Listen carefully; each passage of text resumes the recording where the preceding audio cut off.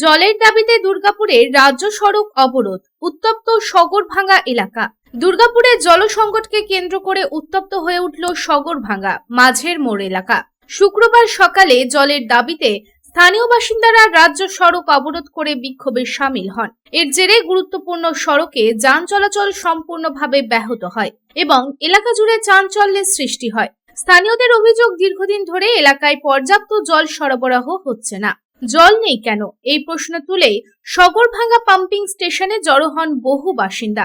সেখানেই শুরু হয় বিক্ষোভ, যা পরে রূপ নেয় সড়ক অবরোধে। পরিস্থিতি নিয়ন্ত্রণে আনতে এদিন ঘটনাস্থলে পৌঁছায় পুলিশ। তবে অবরোধ তুলতে গেলে ক্ষুব্ধ বাসিন্দারা পুলিশকে ঘিরে ধরেও বিক্ষোভ দেখান। পরিস্থিতি আরো উত্তপ্ত হয়ে উঠলে যখন এক স্থানীয় তৃণমূল নেতা ঘটনাস্থলে এসে পরিস্থিতি সামাল দেওয়ার চেষ্টা করেন, তাকেও ঘিরে ধরে বিক্ষোভ দেখাতে থাকেন আন্দোলনকারীরা। বিক্ষোভকারীদের হুঁশিয়ারি, যতক্ষণ না জলের সমস্যার স্থায়ী সমাধান হচ্ছে ততক্ষণ এই আন্দোলন চলবে। এই প্রসঙ্গে এক স্থানীয় বাসিন্দা জানান, জল পাচ্ছি না, কোনো সমাধান হয়নি, তাই পথ অবরোধ করা হয়েছে। সমস্যার সমাধান না হওয়া পর্যন্ত আন্দোলন চালিয়ে যাব। সমস্যাটা গন্ডগোল পাকিয়ে আমার বাড়িয়ে দিচ্ছে, এখানে কিছু নাই। আমরা আজকে 5 দিন ধরে জল পাচ্ছি না। ডিপিএল ইনফরমেশন দিয়েছে 2 দিন জল থাকবে না কলোনিতে। সাগরভাঙ্গা বাসীদেরকে 2 দিন টাইম দিয়েছে, জল থাকবে না। 17-18 সেই জায়গায় 18 জায়গায় আজকে 20 হয়ে গেল। এখনো পর্যন্ত কোনো সলিউশন হয়নি। এক লাইনে জল ছেড়েছে, 3টে লাইন জল পাচ্ছে, এক লাইন জল পাচ্ছে না, যেটা হচ্ছে আমাদের এই জোনটা এই লাইনটা জল পাচ্ছি না। এই জন্য আমরা বিরক্ত হয়ে আমরা পথ অবরোধ করেছি, কারণ কান না টানলে মাথা আসে না। এখন দাদারা এখন এসছেন, প্রশাসনের লোক এসছেন, ওনারা কথাবার্তা বলছেন। মেয়র সাহেবকে ম্যাডামকে ডাকা হয়েছে, উনি আসছেন, এসে প্রবলেম সলভ করবে, তারপরে আমরা অবরোধ তুলে নেব। আমাদের প্রবলেম সলভ না হওয়া পর্যন্ত আমরা এই আন্দোলনটা চালিয়ে যাব। অপরদিকে আরেক স্থানীয় বাসিন্দা কি জানাচ্ছেন শুনে নিই। কলোনিতে একদম জলে 5 দিন ধরে, কিন্তু তার কোনো সলিউশনও নেই, তার কোনো ব্যবস্থাও নেই। তো আমরা একটা পার্মানেন্ট সলিউশন চাই। সাবমার্সিবল বসানো হোক এবং ইমিডিয়েট বসানো হোক। যতক্ষণ না বসানো হবে ততক্ষণ আমরা এখানে থাকছি। হ্যাঁ, আমরা অভিযোগ করেছি, না কোনো ফল হয়নি, কোনো ফল হয়নি। পানীয় জল শুধু নয়, মানে সবসময় ব্যবহারের জলও কোনো জলই সরবরাহ হচ্ছে না। ট্যাঙ্কার আনতে গেলে আমাদেরকে নিজেদেরকে বলে ট্যাঙ্কার নিয়ে আসতে হচ্ছে। আমরা নিজেরা বলে তবেই ট্যাঙ্কার নিয়ে আসছি। উপর থেকে কোনো উপর লেভেলের কোনো ইয়ে নেই যে আমাদেরকে ট্যাঙ্কার দেবে। পৌর নিগম থেকে কোনো জল সরবরাহ হচ্ছে না, কোনো জল সরবরাহ হচ্ছে না। শুধু আমরা বলে নিয়ে আসছি যে ট্যাঙ্কি, সেই ট্যাঙ্কিরই জল আমরা 3 তলায় উঠতে হচ্ছে। আমাদের অসুস্থ মানুষ বাড়িতে 3 তলায় ওই জল নিয়ে আমাদেরকে উঠতে হচ্ছে। আমরা প্রচুর, এটা দেখেই বুঝতে পারছেন যে কতটা অসুবিধার মধ্যে পড়তে হচ্ছে, প্রচুর অসুবিধার মধ্যে পড়তে হচ্ছে। এখন কি চাইছেন? আমরা চাইছি পার্মানেন্ট একটা সলিউশন হোক। অপরদিকে এ প্রসঙ্গে তৃণমূলকে কটাক্ষ করে বিজেপি নেতা সুমন্ত মণ্ডল জানান, গ্রীষ্মকাল হওয়ার আগে জলের হাহাকার, কর্পোরেশন নাকে তেল দিয়ে ঘুমোচ্ছে। আগামী ইলেকশনে মানুষই এর জবাব দেবে।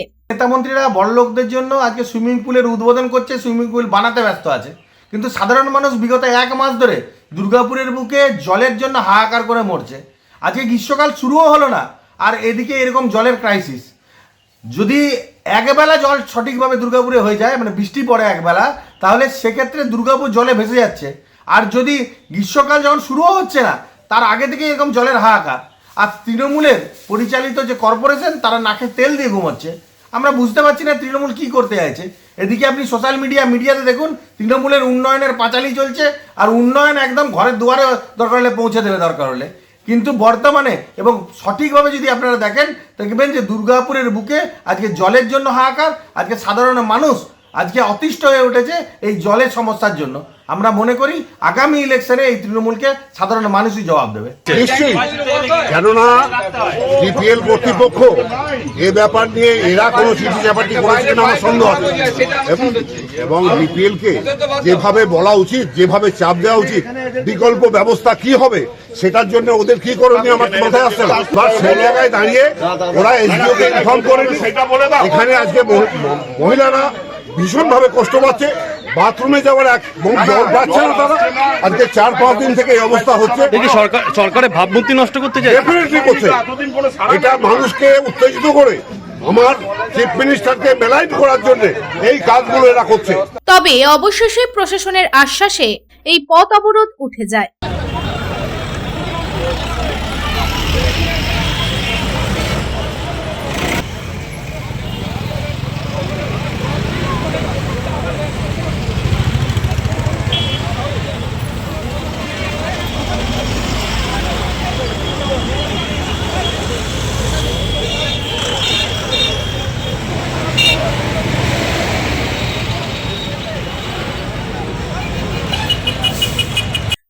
থেকে সাধন রোজের রিपोর্ট, পাবলিক টাইমস।